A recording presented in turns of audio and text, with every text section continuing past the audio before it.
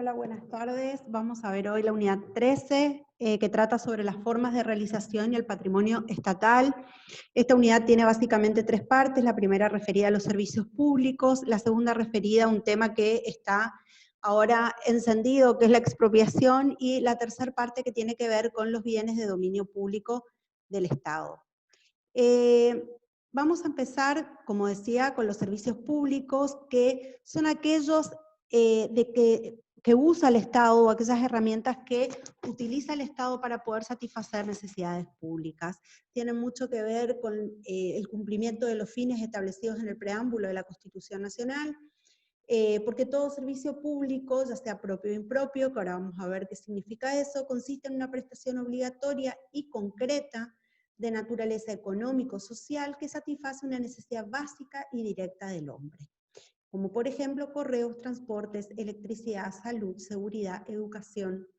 Tenemos que tener en cuenta, a pesar de que ustedes ya lo han visto en varias oportunidades, algunos de ustedes ya lo vienen viendo desde el módulo de ingreso, otros que no tuvieron módulo, lo vienen viendo desde Fundamentos de Derecho Civil y Comercial, cuando ven consumidores y usuarios, justamente como su nombre lo indica, y también lo hemos visto en la unidad 5 de nuestra materia.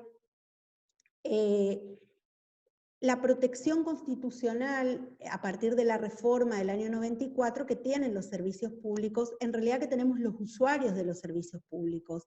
El artículo 42 de la Constitución Nacional otorga esa categoría a estos derechos que tenemos los consumidores y usuarios. Entonces es importante tener en cuenta que a la hora de recibir la prestación de los servicios, nosotros estamos protegidos por la norma constitucional.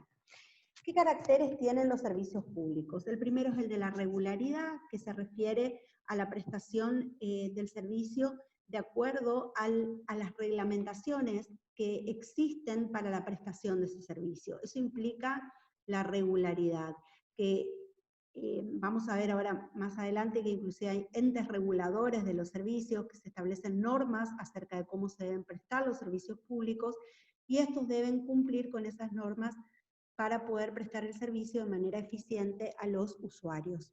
La continuidad, que tiene que ver con una situación de que el servicio esté disponible cada vez que es requerido. La continuidad no implica una continuidad física, sino esto que estoy explicando, de que cada vez que el servicio es requerido pueda usarse. Un ejemplo es, por ejemplo, en la educación. Nosotros sabemos que hay periodos en que no está el servicio de prestación, no está la prestación del servicio educativo, por ejemplo, en los recesos de invierno y en el receso de verano. Sin embargo, el servicio tiene continuidad.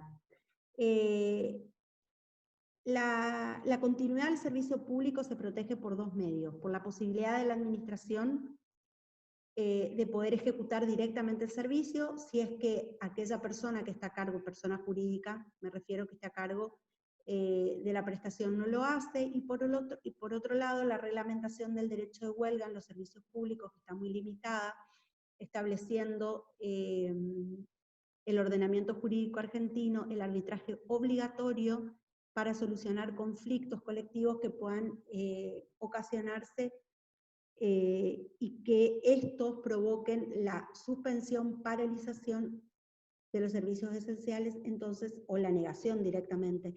Entonces, creó este sistema de arbitraje obligatorio para poder asegurar la prestación de los servicios. La igualdad uniformidad, que recuerden, la igualdad habla o tiene relación con la igualdad constitucional, a igual situación o a igual categoría, iguales derechos. Implica que no haya un trato desigual para quienes se encuentran en esas mismas condiciones. Por eso la igualdad uniformidad también tiene su relación con la generalidad, en el sentido de que el servicio público puede ser exigido y usado por cualquier habitante sin exclusiones, sin discriminaciones. En cuanto a la obligatoriedad, implica el derecho del particular de exigir al Estado que el Estado cumpla con la prestación del servicio público. Igualmente, vamos a ver cuando veamos a los usuarios que la obligatoriedad también puede ser para el usuario. Ahora lo vamos a ver. La calidad y eficiencia, como decíamos hoy, protegidos por el artículo 42 de la Constitución Nacional. La calidad y eficiencia se relaciona con que el servicio sea prestado teniendo en cuenta un trato digno, equitativo a la persona que va a recibir ese servicio. Esto es muy importante, sobre todo en los sistemas de salud. Y la subsidiariedad, que tiene que ver con que el Estado subsidiariamente presta aquellos servicios que, si bien están a cargo de los particulares, cuando estos no lo prestan o lo prestan de manera deficiente, que el Estado pueda subsidiariamente prestar esos servicios para que los mismos satisfagan las necesidades de los particulares. En cuanto a la clasificación, la más importante que ustedes tienen que tener en cuenta es esta, según quién es titular de la prestación. Esto es importantísimo porque ser titular implica la responsabilidad siempre absoluta, por eso hay un servicio público que es propio. Propio significa que es el Estado el titular de ese servicio público y que lo puede prestar directamente, por ejemplo, a través de un ente descentralizado o a través de una empresa, bueno, que en general las empresas se constituyen como entes descentralizados, o bien a través de concesiones de los servicios públicos, que es un contrato que hemos visto en la unidad anterior. Pero si lo concesiona o lo presta directamente, el servicio público siempre, en ese caso, es propio, porque la titularidad es propia del Estado. En cambio, los impropios, la titularidad es de los particulares que los prestan, a pesar de que esa prestación está regulada por la administración pública, porque, por ejemplo, ustedes se van a recibir de contadores, hay una regulación acerca de la actividad, ustedes no pueden hacer como contadores lo que ustedes quieran. A pesar de eso, los titulares de esa prestación directa son ustedes y los responsables son directamente ustedes. Entonces, esa es la diferencia fundamental entre los servicios públicos propios y los impropios. En cuanto a los distintos, en cuanto a la forma en que se presta el servicio, esto puede ser, decíamos, prestado directamente por el Estado o a través de empresas concesionarias, sea que lo presta directamente el Estado, sea que lo concesiona, el titular siempre es el Estado. Según la jurisdicción, puede ser de jurisdicción federal, provincial o municipal, según el servicio que se trate. Ahora vamos a ver más adelante que en general pueden estar en cualquier jurisdicción y pueden ser creados por el Estado Nacional, las provincias o las municipalidades, salvo aquellos servicios previstos en el artículo 75, inciso, en el artículo 75, los diferentes incisos donde establece que el Congreso, solamente el Congreso puede crear determinados servicios. Teniendo en cuenta la exigibilidad o necesidad de la prestación, esto es lo que les decía, en cuanto a la obligatoriedad debe ser analizada desde dos puntos de vista, de que el Estado obligatoriamente debe prestar, pero que también el usuario obligatoriamente lo debe tomar al servicio, como por ejemplo la educación primaria y secundaria. La obligación de acudir a la escuela primaria está establecida en el artículo 5 de la Constitución Nacional, y la del colegio secundario fue establecido por ley en la época del gobierno del presidente Kirchner.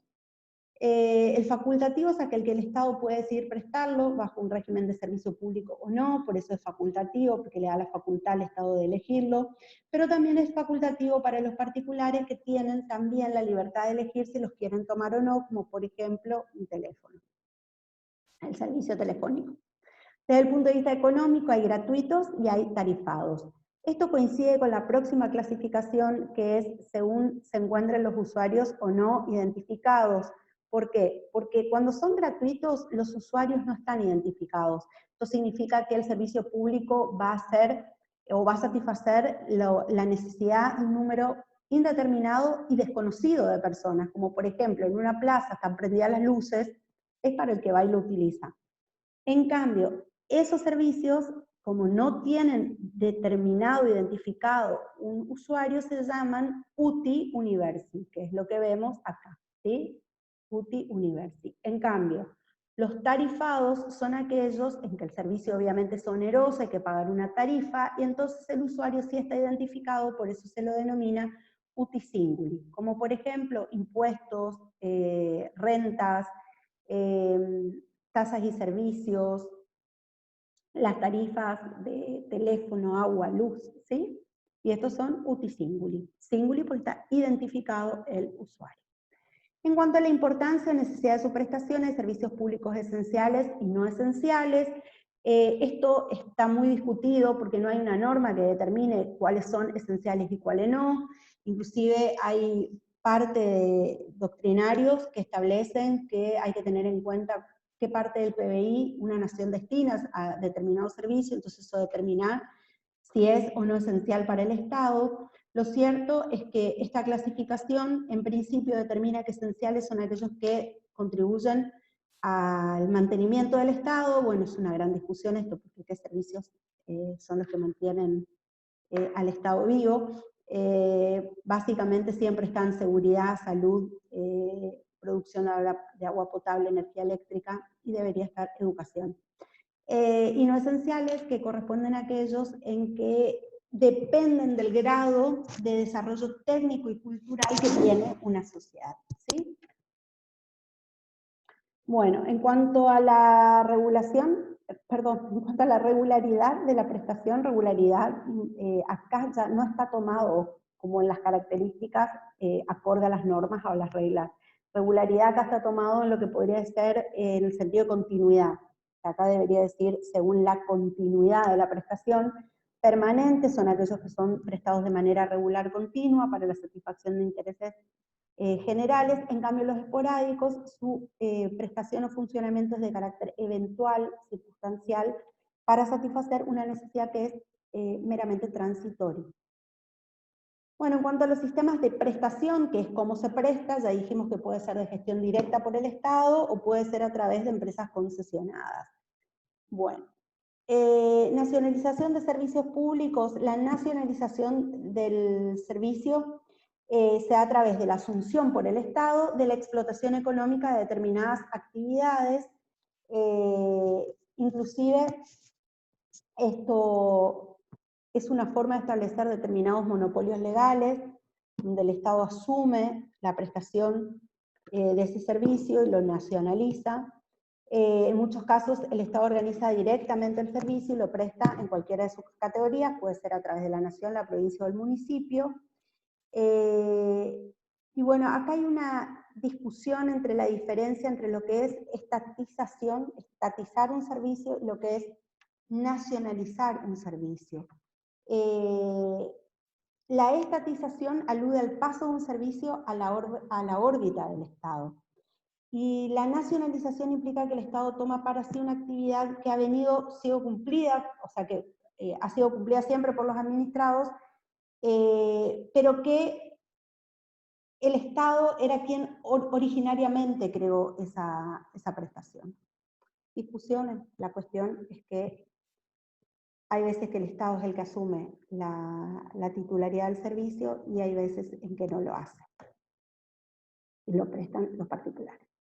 La privatización es el proceso contrario, es cuando se traspasa a particulares la prestación de los servicios. Acuérdense que la titularidad de los servicios públicos en esos casos, igualmente el Estado sigue siendo titular y responsable de que esos servicios se presten acorde a la ley. Bueno, y de gestión mixta es cuando la prestación del servicio se da entre el Estado y un particular. Un caso muy común es el banco, por ejemplo, que por ejemplo el Banco del Chaco, que tiene participación estatal mayoritaria. Bueno, en cuanto al acto de creación del servicio público, puede ser por ley de Congreso, como decíamos hoy, o por decreto del Poder Ejecutivo. Ojo, que en general lo pueden crear, como decíamos, la nación, la provincia y las municipalidades, salvo aquellos servicios que están reservados al Congreso de la Nación en el artículo 75, como por ejemplo correos, ferrocarriles o transporte interprovincial. Universidades nacionales también está reservado a aduanas, universidades nacionales, reservado al Congreso de la Nación. Modificación y supresión de los servicios depende. Quien lo haya creado tiene la potestad de modificarlos y suprimirlos. Es decir, si se creó por el Congreso de la Nación, lo puede modificar y suprimir el Congreso. Y así, si lo creó el Ejecutivo, solo el Ejecutivo. En cuanto al usuario del servicio público, que somos las personas que utilizamos el servicio público, este usuario tiene un derecho subjetivo de usar el servicio dentro de los límites que imponen las leyes, ¿sí? El artículo 1 de la Ley 24.240 de Defensa del Consumidor establece que el usuario, bueno, vieron que habla de consumidor-usuario. Lo que pasa es que no sé por qué tendemos a identificar la ley de defensa del consumidor como solamente el consumidor, cuando es del consumidor y usuario.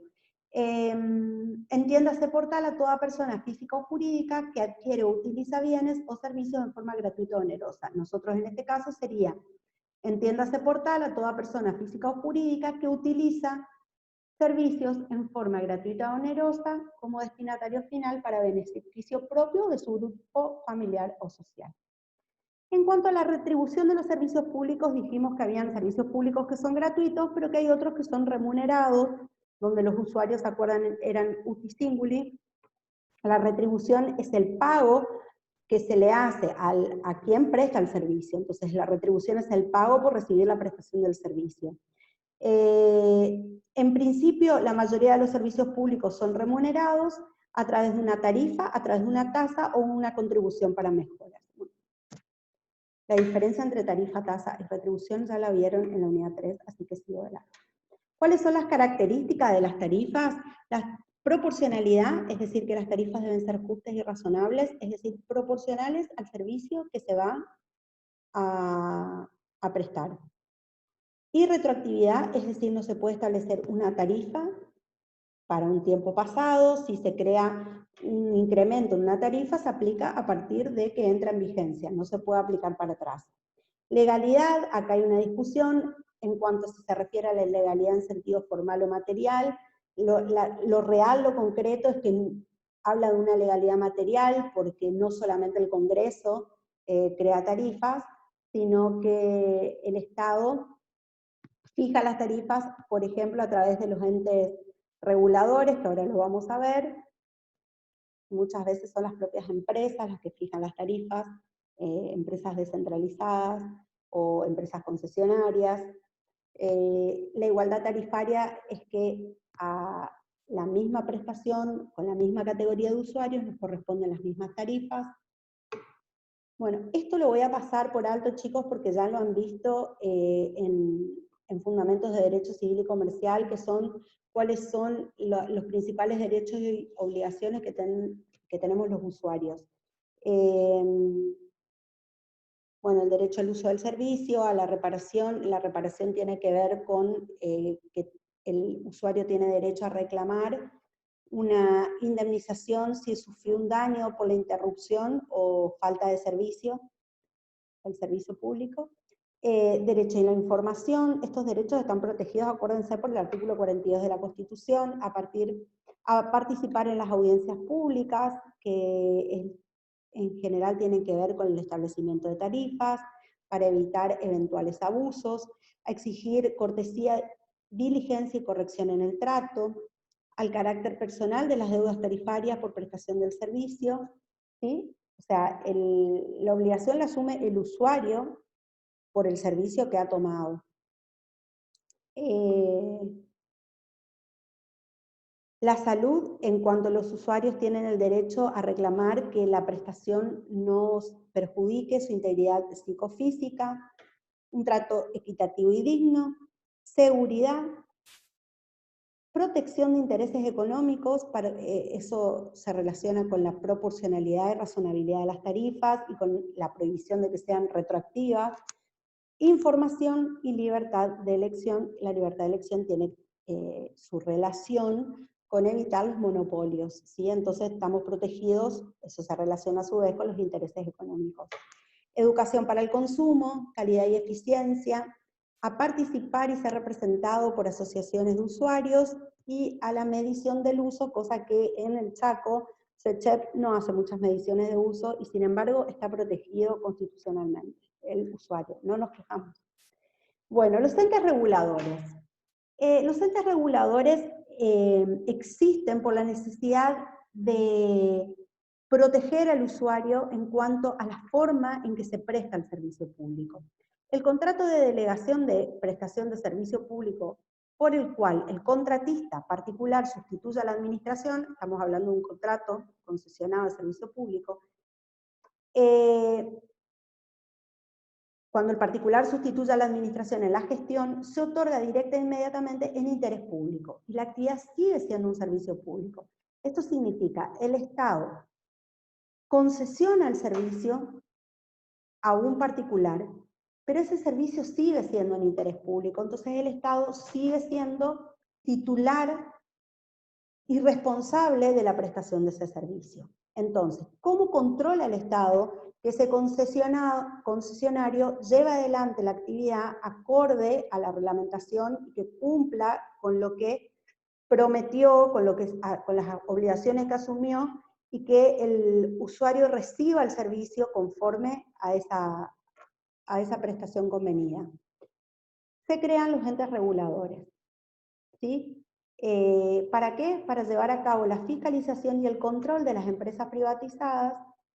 Estos entes fueron creados teniendo en cuenta la idoneidad técnica, referida a cuestiones de ciencia, arte o tecnología propias de la actividad que se desarrolla en ese servicio público.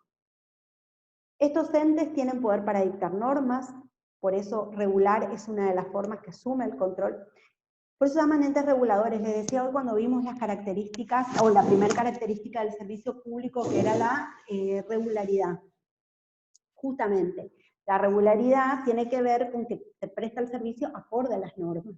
Entonces, regular es una de las formas que asume el control el ente regulador, porque estos entes son los que se ocupan del control de las prestaciones de los servicios en particular. Cada servicio cuenta con un órgano especializado que ejercerá la policía, el poder de policía del servicio. Deben ser organismos técnicos, especializados, profesionalizados, independientes, de composición plurinstitucional, instituidos por ley con funciones de ente, con funciones de regulación y sanción, porque pueden sancionar a las empresas concesionadas, ¿sí? Con estabilidad funcional, vinculados institucionalmente al Poder Legislativo, pero operativamente, porque es el control que deben hacer, al Poder Ejecutivo. Muy bien, vamos a continuar ahora con la segunda parte de esta unidad. Esperen que la vamos a abrir. La segunda parte de esta unidad se tiene que ver con las restricciones y límites al ejercicio de los derechos. Ténganme paciencia, un segundito. Acá está. Limitaciones y restricciones a la propiedad y los bienes del Estado. Muy bien. Ahí estamos. En nuestro derecho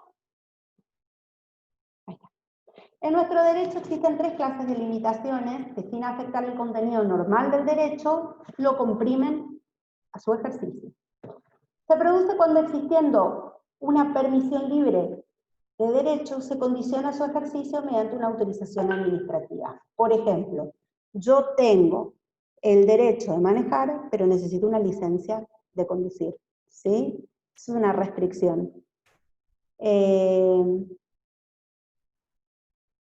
O, por ejemplo, estoy leyendo los ejemplos, también para habilitar un negocio. O sea, yo tengo el derecho constitucional de comerciar, pero necesito la habilitación municipal para poder ejercer ese comercio e industria. Se configura en aquellas circunstancias en que, hallándose la respectiva actividad bajo una prohibición relativa, la norma legal o reglamentaria admite la posibilidad que excepcionalmente para usos concretos o periodos determinados la administración pública pueda levantar la referida prohibición. Y por último, están aquellos supuestos vinculados a la necesidad de informar a la administración ciertos hechos o circunstancias o el ejercicio mismo del derecho a efectos de facilitar el contralor por parte de los órganos administrativos. Este último punto lo vimos cuando veíamos derecho de reunión, que por ejemplo, cuando son reuniones públicas yo tengo que avisar a la autoridad administrativa para que la autoridad, hay veces que no necesita autorizarme, pero sí es necesario. ¿Por qué? Porque por ahí es necesario el contralor, es necesario que brinde seguridad por el evento, etc. ¿Sí? Esas son situaciones en donde, si bien constitucionalmente tenemos los derechos, o por ley tenemos esos derechos, la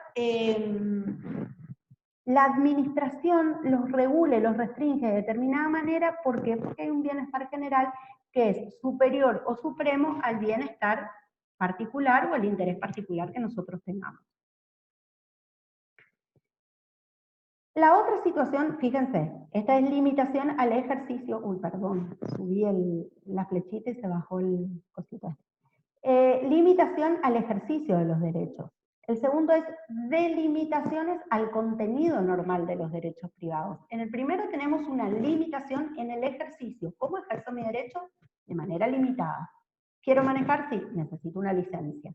¿Quiero abrir un negocio? Sí, necesito la habilitación comercial. ¿Quiero hacer una reunión? Sí, tengo que pedir permiso. O está prohibido pescar. Bueno, en determinados momentos la administración me permite que haya pesca. Esto es delimitación al contenido normal. Ya no entra en el ejercicio, sino en el contenido del derecho privado.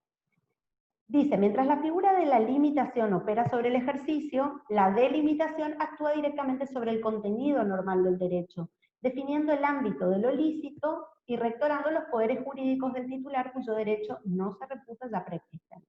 ¿Sí? Por ejemplo, prohibición de edificar más allá de cierta altura, de vender más allá de un cierto cupo determinado, interdicción para construir para usos no permitidos por los códigos de edificación o planeamiento. O sea, ya va en el contenido de los derechos. No a cómo ejerzo, sino hasta dónde yo puedo ejercer mi derecho. Por eso va el contenido, ¿sí? Por eso los ejemplos tienen que ver con prohibición de edificar más allá de cierta altura.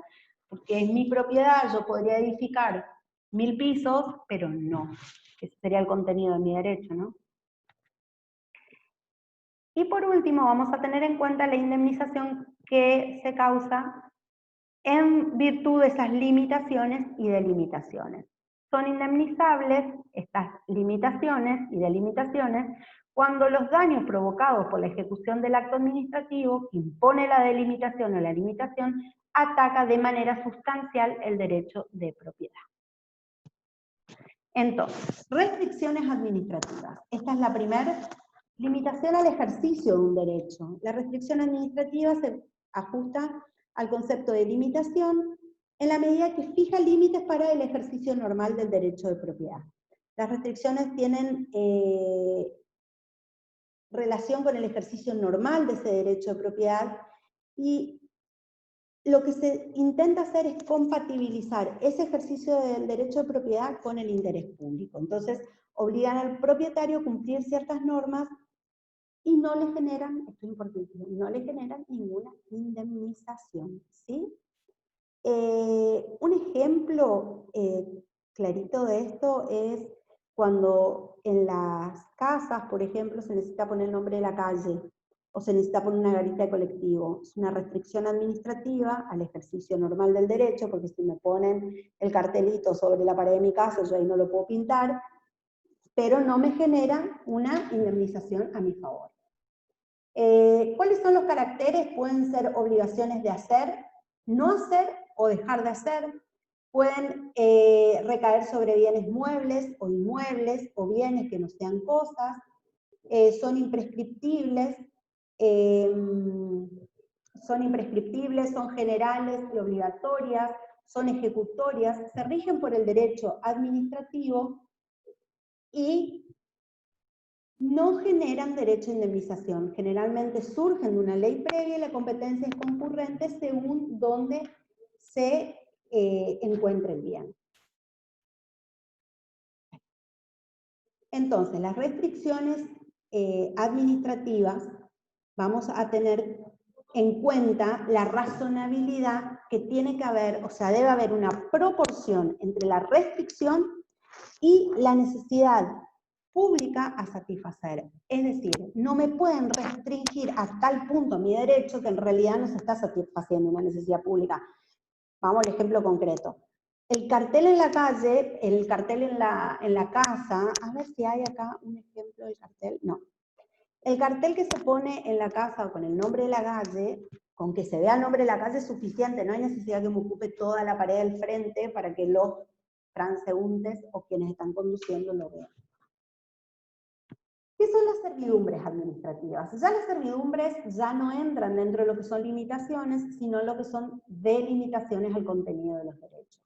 El Código Civil y Comercial, en el artículo 2162 o 2162, define a las servidumbres. Es un derecho real que se establece entre dos inmuebles y que concede al titular del inmueble dominante determinada utilidad sobre el inmueble sirviente ajeno. La utilidad puede ser inclusive de mero recreo. La servidumbre administrativa es un derecho real de servidumbre por el cual el Estado, una persona de derecho público, espérenme un segundito, porque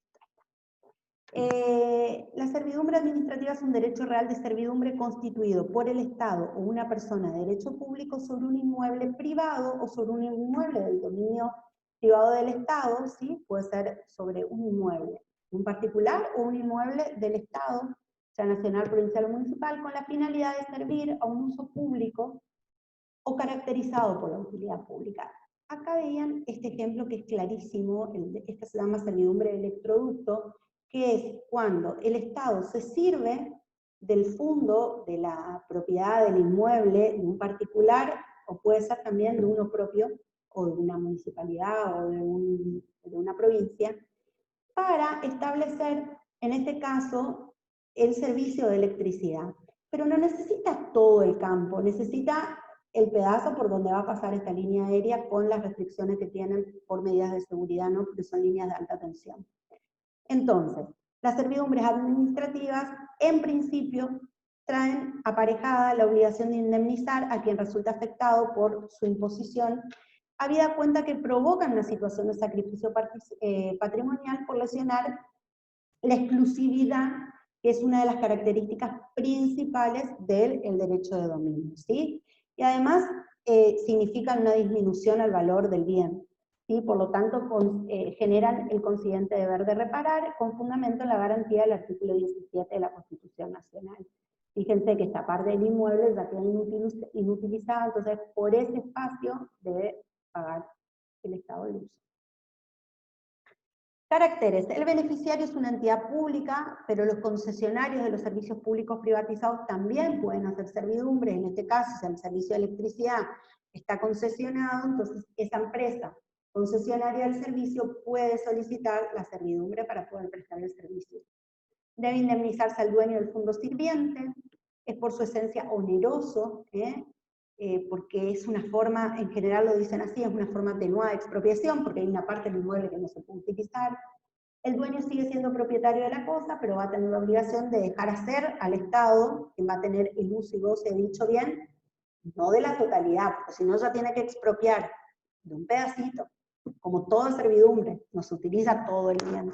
Ustedes ya vieron servidumbres en fundamentos de derecho civil y comercial. Nada más que acá la gran diferencia es que el fondo,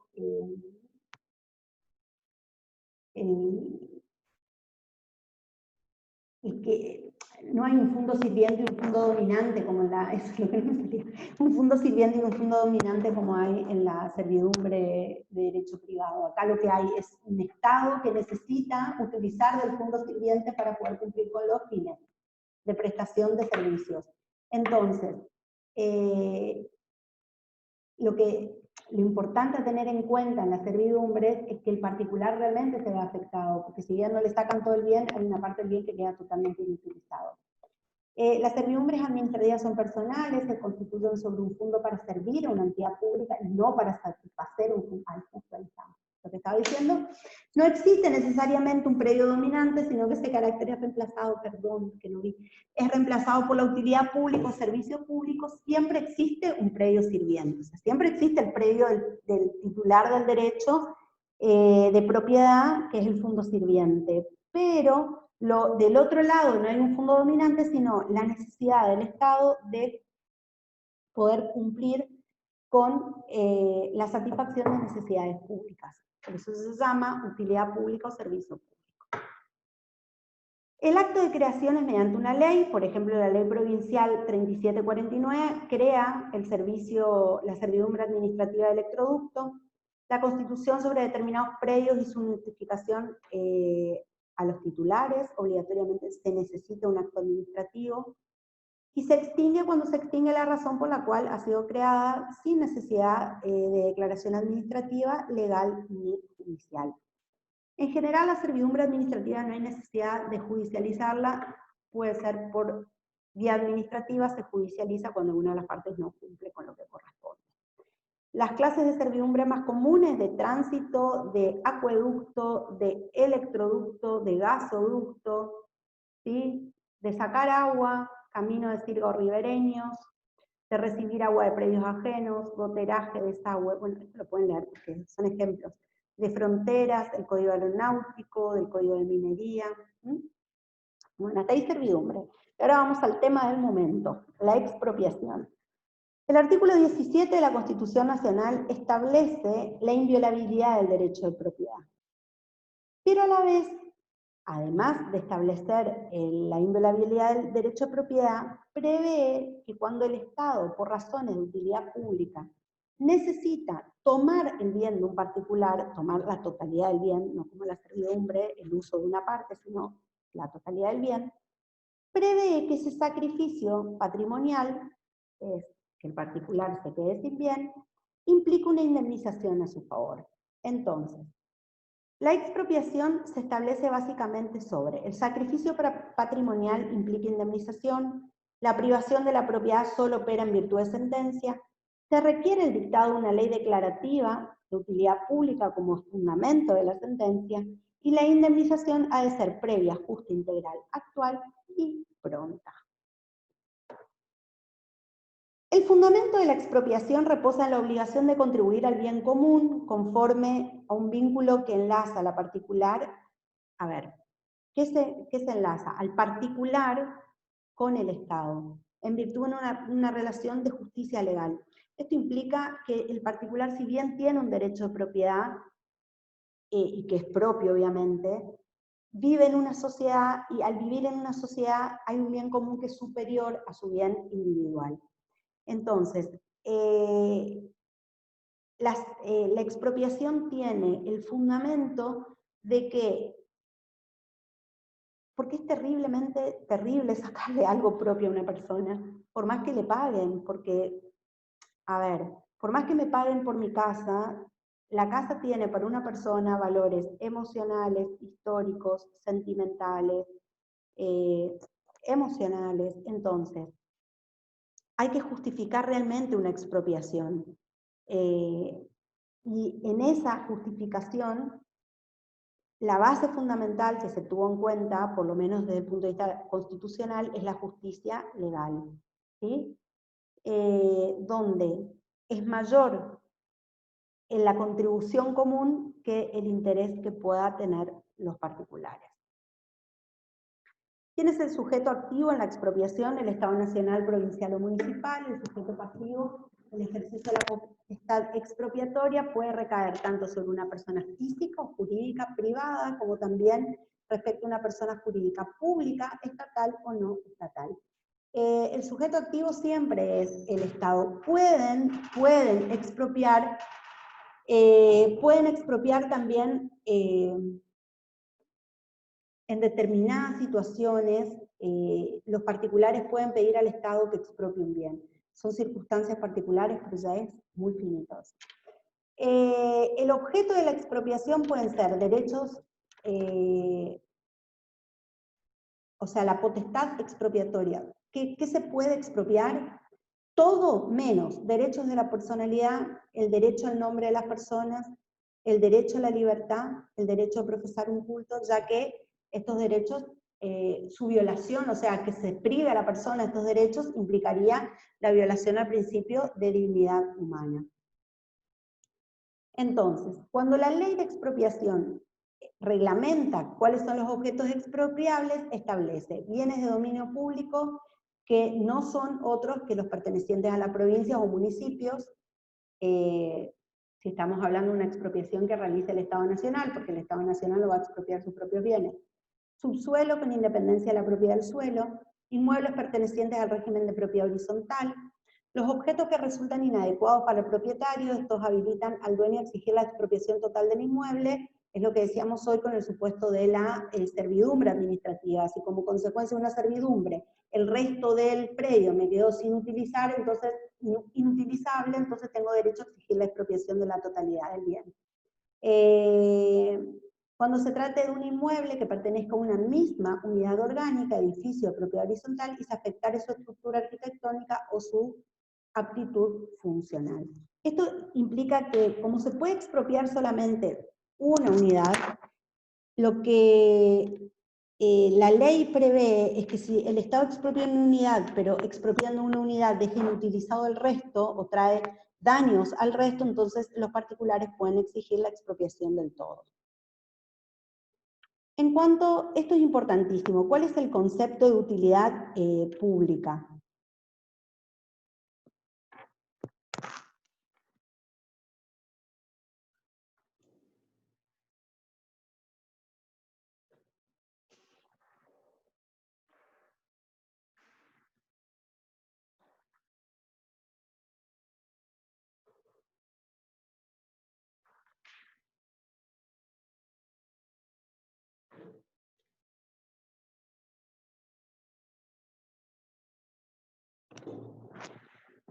Sepan disculpar la desprolijidad, pero se estaba quedando sin batería la notebook y va a ser medio complicado seguir.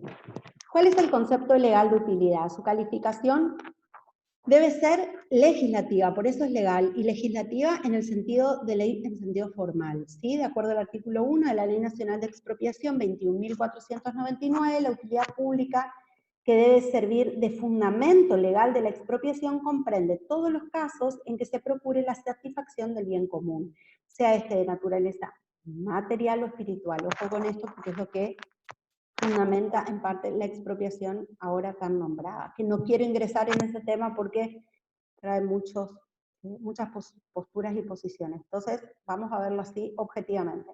Requisitos para la expropiación: declaración de utilidad pública, que esa declaración de utilidad pública sea calificada por ley y que haya una indemnización previa y justa.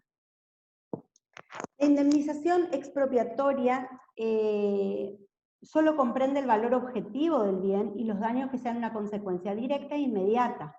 No se toman en cuenta situaciones o circunstancias de carácter personal, valores afectivos, ganancias hipotéticas, ¿sí? No se indemnizan las mejoras realizadas en el bien con posterioridad al acto que lo declara afectado a expropiación, salvo aquellas que sean mejoras necesarias, y la indemnización se pagará en dinero efectivo, salvo conformidad del expropiado para que dicho pago se efectúe de otra forma. Declarada la utilidad pública de un bien, el expropiante podrá adquirirlo directamente del propietario dentro de los valores máximos que estime a ese efecto el Tribunal de Tasaciones de la Nación para bienes inmuebles o las oficinas técnicas competentes para caso de bienes que no sean inmuebles. No habiendo avenimiento quiere decir no habiendo acuerdo extrajudicial entre el expropiante y el expropiado, acerca del valor de los bienes que no sean inmuebles, sin perjuicio de la intervención de las oficinas técnicas a cargo del artículo 13, deberá sustanciarse una prueba pericial de tasación. Bueno, en cuanto al procedimiento extrajudicial, el artículo 13 de la ley de expropiación habla de un avenimiento o cesión amistosa. En el caso de los bienes inmuebles, se establece que los valores se incrementarán en un 10% con las facilidades de facilitar esos acuerdos extrajudiciales. Y el procedimiento judicial se da cuando no hay avenimiento, es decir, cuando no hay acuerdo entre las dos partes, entonces inicia una acción judicial de expropiación, el proceso tramita por juicio sumario, significa que los plazos son más cortos, la sentencia fijará la indemnización teniendo en cuenta el valor del bien al tiempo de la desposesión, no el valor del bien, eso es terrible, porque al tiempo en Argentina es terrible, porque es el valor del bien al tiempo de la desposesión, hay que ver cuándo sucedió la desposesión. Bueno, la litis, es decir, el juicio se va a anotar en el registro de la propiedad inmueble porque el que quiera comprar ese bien tiene que saber que ese bien está siendo pasible de un juicio de expropiación, ¿sí? Aparte lo indispone de ese momento, el bien pasa a ser inembargable, indisponible, no se lo puede vender, no se lo puede ceder, nada, absolutamente nada.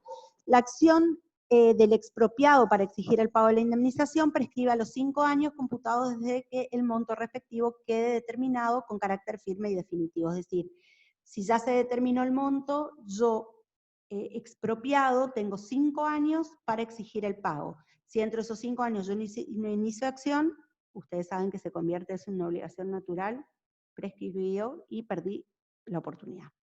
El plazo de la expropiación. ¿Cuándo hay abandono?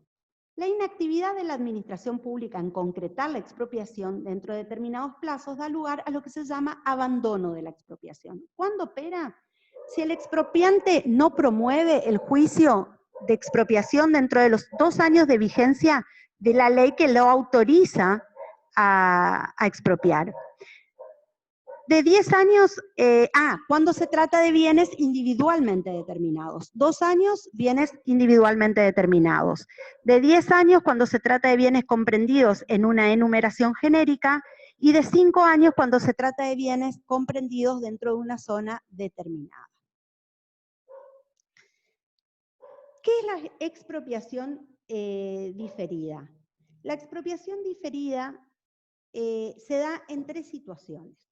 Cuando el expropiante, luego de declarar que se trata de una expropiación diferida, obtendrá la tasación del bien afectado con intervención del Tribunal de Tasaciones de la Nación y notificará al propietario el importe resultante. ¿Por qué es diferida? Perdón, porque ya me fui directamente a la...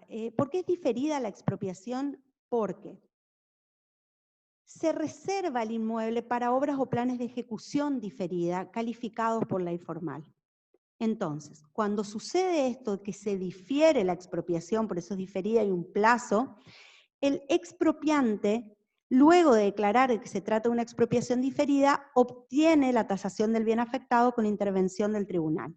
Si el valor de tasación fuera aceptado por el propietario, cualquiera de las partes podrá pedir su homologación judicial y una vez homologado, la homologación judicial implica que el juez le da valor de sentencia a ese acuerdo que han llegado las partes, ¿sí?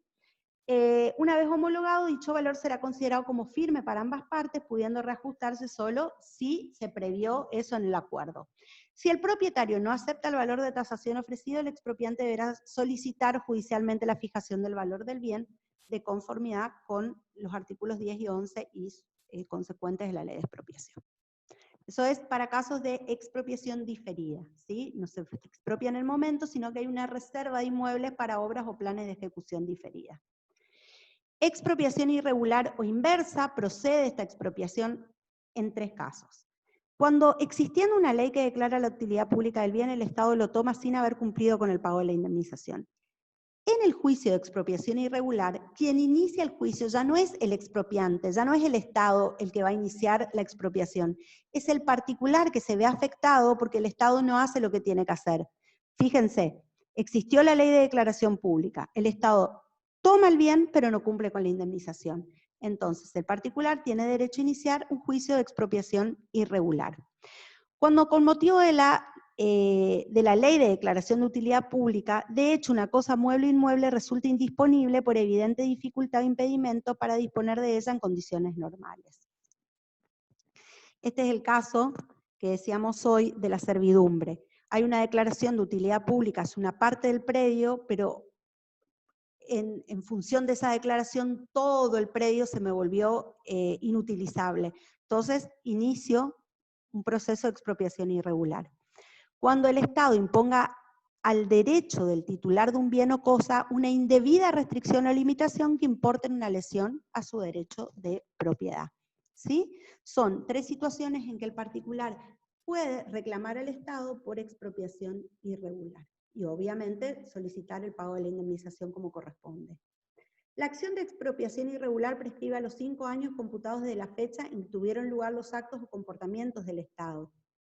El que acciona por expropiación irregular está exento de la reclamación administrativa previa. Esto tiene que ver con lo que les expliqué en la clase anterior, que en definitiva lo vamos a ver en la clase siguiente, que es cuando son cuestiones relativas a la administración pública, siempre el procedimiento administrativo exige que primero se reclame a la administración y se agote la vía administrativa para después recién acudir a la vía judicial.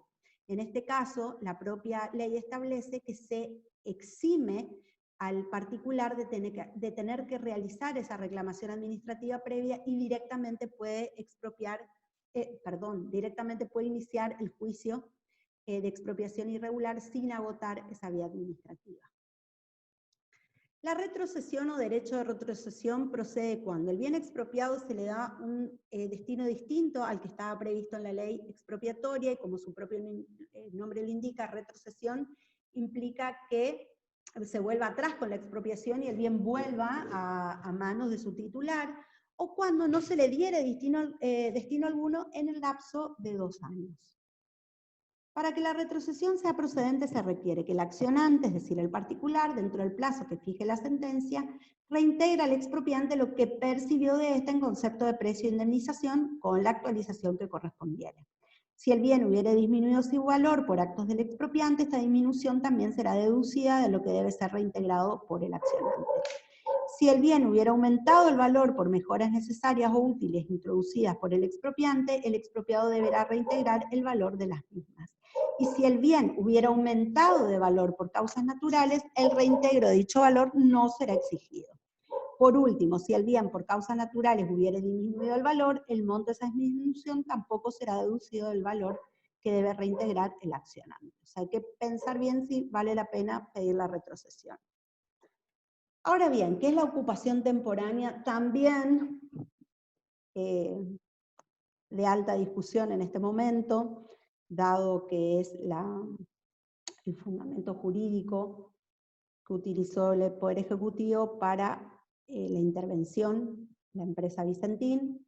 ¿Qué es la ocupación temporánea? La propia ley de expropiación prevé lo que es la ocupación temporánea. Nuestra ley expropiatoria, sin negar la conexidad existente entre ambas instituciones, ha optado por darle una regulación diferenciada, ya que hay dos diferencias. La ablación del derecho de dominio es parcial y solo afecta al derecho de uso y goce, no incidiendo en el llamado ius abutendi, por lo cual no afecta la nuda propiedad ni por lo tanto la disposición que se puede tener sobre la cosa. Y por el otro lado, esa ablación posee además carácter transitorio, medido en forma temporal según el grado de espacio de afectación del bien ocupado al destino de utilidad pública. Como su nombre lo indica, es una ocupación temporánea. Temporánea implica que dura solamente un tiempo, pero se ocupa un bien, o sea, el Estado ocupa un bien de un particular. Cuando por razones de utilidad pública fuera necesario el uso transitorio de un bien o cosas determinadas, muebles o inmuebles, o de una universalidad determinada de ellas, podrá recurrirse a la ocupación temporánea. Puede responder a una necesidad anormal, urgente, imperiosa o súbita, o una necesidad normal no inminente. Y acá hay una gran diferencia. Cuando se trata de la ocupación normal, es que no es por razones urgentes ni por razones de emergencia pública, debe haber una declaración legal de utilidad pública, podrá establecerse por avenimiento, es decir, se podrá establecer esa ocupación por acuerdo entre las partes, o deberá ser dispuesta por la autoridad judicial a requerimiento de la administración pública.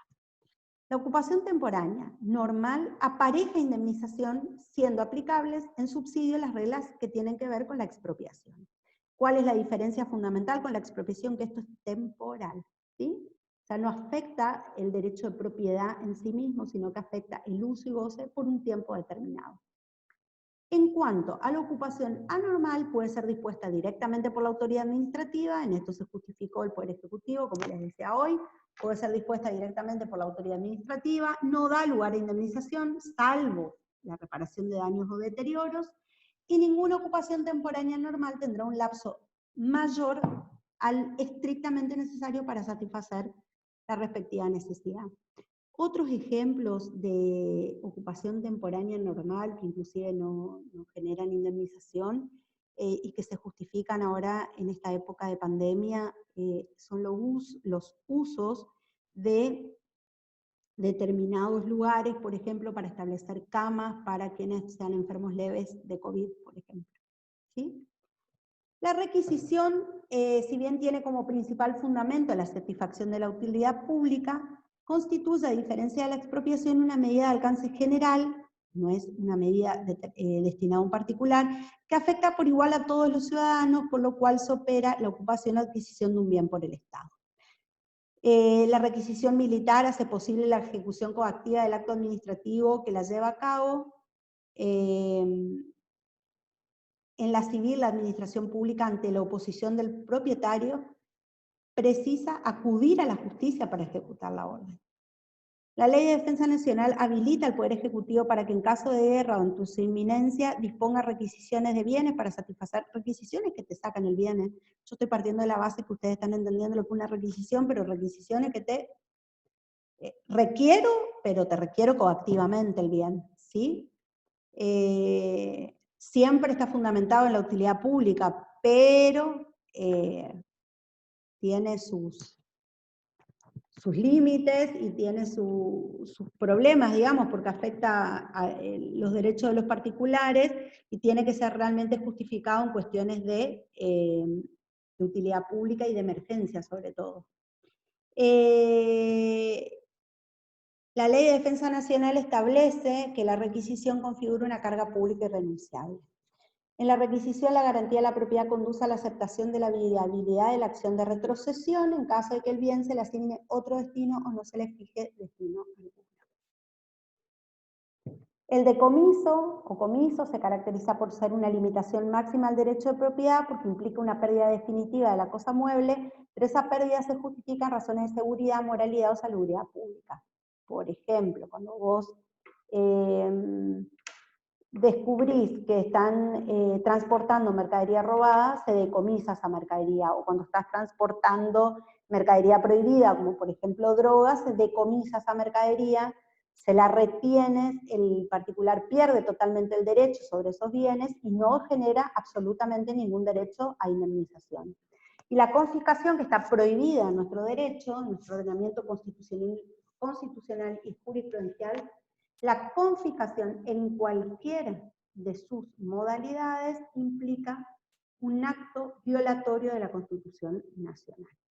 ¿Sí? Consiste en la pérdida de todos los bienes del particular a manos del Estado. Por eso se confisca, se hace parte del fisco, los bienes del particular. Ya lo vimos a la prohibición de confiscación cuando vimos los principios legales de los principios constitucionales de la tributación, que estaba prohibida la confiscación. O sea, que ¿se acuerdan que habíamos visto eso? Bueno, y el último tema que nos reúne son los bienes del Estado. El dominio del Estado es el que el Estado ejerce sobre su territorio. Implica el dominio, los bienes del Estado pueden tener carácter público o privado, en principio es el conjunto de bienes de todas clases y de derechos patrimoniales de que dispone y que se encuentran destinados a asegurar directo e indirectamente el funcionamiento de los servicios públicos y la realización de utilidad pública, es decir, la satisfacción de necesidades públicas. El dominio, decíamos, puede ser público cuando recae sobre bienes que, por resultar indispensables a las necesidades de utilidad pública, se encuentran sometidos a un régimen excepcional, cuyas características son la inalienabilidad, es decir, no se pueden vender, no se pueden donar, no se pueden transferir, imprescriptibilidad, no se pueden adquirir por prescripción, inembargabilidad, no se pueden embargar, tendiendo a impedir que se desvíen de los fines que están destinados, y los bienes privados del Estado, que recae sobre bienes que por no pertenecer al dominio público, están sujetos al mismo régimen que los bienes particulares, de los privados. Los bienes de dominio público del Estado, el artículo 235 del Código Civil Comercial los determina, los enumera, y el artículo 237 establece que los bienes públicos del Estado son inenajenables, inembargables e imprescriptibles. Las personas tienen su uso y goce sujeto a disposiciones generales y locales. La Constitución Nacional, la legislación federal y el derecho público local determinan el carácter nacional, provincial o municipal de los bienes enumerados en los artículos 235 y 236. ¿Sí? Por ejemplo, una plaza la podemos usar todos porque es de dominio público del Estado. Inalienabilidad, que es la cualidad inalienable, no se pueden transferir. Imprescriptibles, no pueden ser adquiridos ni perdidos por el paso del tiempo, por la prescripción. No son susceptibles de ser embargados y el uso es gratuito para todos los ciudadanos. Los bienes de dominio privado del Estado son aquellos que el Estado tiene, sobre los cuales ejerce su derecho de propiedad, tal cual los ejerce un particular sobre sus bienes privados. Al igual que cualquier particular, pero la enajenación de estos bienes sí está regulada por el derecho administrativo. ¿Por qué? Porque si bien son bienes de dominio privado del Estado, sabemos que el Estado es público, entonces esos bienes tienen que tener un resguardo y un control de cómo se venden, porque se imaginen cocina, el gobierno de turno agarra, vende todos los bienes de dominio privado del Estado y esto es un lío. En general, los bienes privados del Estado son prescriptibles, embargables, salvo que estén afectados a algún servicio público, y enajenables, si se siguen ciertas exigencias de las leyes administrativas para poder venderlos. Según Dromi, las cosas serán de dominio público-privado según el destino o el uso que se haga de ellas. Serán de dominio público cuando estén afectadas al uso público y del dominio privado cuando estén afectados al dominio privado. ¿Qué es el dominio público? Es el conjunto de bienes de una persona pública afectados al uso de toda la comunidad y a los que se les aplica un régimen especial. Por eso, en esta definición se destacan 4 elementos. ¿Quién es el sujeto titular del bien? Si bien es el Estado, es la comunidad la titular. ¿Qué cosas o bienes integran el dominio público? Bienes muebles, salvo cosas fungibles o consumibles, bienes inmuebles y sus accesorios, y bienes inmateriales, como por ejemplo el espacio aéreo, y derechos. La finalidad debe ser de uso público y los bienes tienen que someterse a un régimen de derecho público a través de una ley del Congreso Nacional. Dromi explica que el Estado tiene 2 formas de proteger su dominio. Mediante la vía administrativa, la administración tiene el privilegio de ejercer su poder de policía sin necesidad de tener que ir a la justicia. Entonces reglamenta el uso de ese dominio público. Y la vía judicial, que es ya cuando la administración opta por esta vía promoviendo acciones posesorias o petitorias ante un juez, ¿sí? Por ejemplo, cuando una persona ocupa un bien de dominio público del Estado, no se va, no se quiere ir, y bueno, acudir a la vía judicial para poder desalojarla. Clasificación. Según la formación de los bienes, puede ser natural o puede ser de origen natural o de origen artificial. De origen natural son aquellos bienes que están en la naturaleza y sobre los cuales no hubo intervención de la mano del hombre, playas, ríos, arroyos. En cambio, artificial son aquellos bienes creados por la acción humana, como por ejemplo calles, caminos, puentes, plazas. Según el uso público de uso común, aquellas que usan todas las personas de forma directa y libre, por ejemplo, pasear una plaza. Excepcionalmente puede ser no gratuito, como por ejemplo la entrada a un zoológico, porque se haya concesionado la conservación del zoológico. Y de uso especial, que es aquel que se puede utilizar, el público lo puede utilizar, pero bajo ciertos requisitos o bajo ciertas exigencias que el Estado establece, inclusive hasta puede llegar a ser la necesidad de que haya un permiso o concesión para el uso de ese bien. ¿Qué es afectar y desafectar un bien? La afectación de un bien es cuando un bien del dominio público se determina que esté destinado a ese uso público. Afectar un bien al dominio público es la acción mediante la cual un órgano estatal competente hace que dicho bien sea destinado al uso público. Desafectarlo es el acto contrario, sacar el bien del dominio público, o sea, del fin que tiene, que es el uso por toda la comunidad. La desafectación tácita se da cuando los bienes de dominio público dejan de ser tales por causa de un hecho de la naturaleza o porque cambia su forma externa. Por ejemplo, un río que por causas naturales o por la mano del hombre se seca, ¿sí? Entonces cambian sus condiciones. La afectación en el dominio público natural, esto es importante, la ubicación dentro del dominio público que efectúa la ley implica su afectación de pleno derecho. O sea, no hay necesidad de que una ley especial declare que una isla, un río, determinada isla o determinado río está afectado. ¿Por qué? Porque ya cuando nosotros vemos la enumeración de los bienes de dominio público en el artículo 235 del Código Civil y Comercial, ya están determinados qué bienes están afectados al dominio público.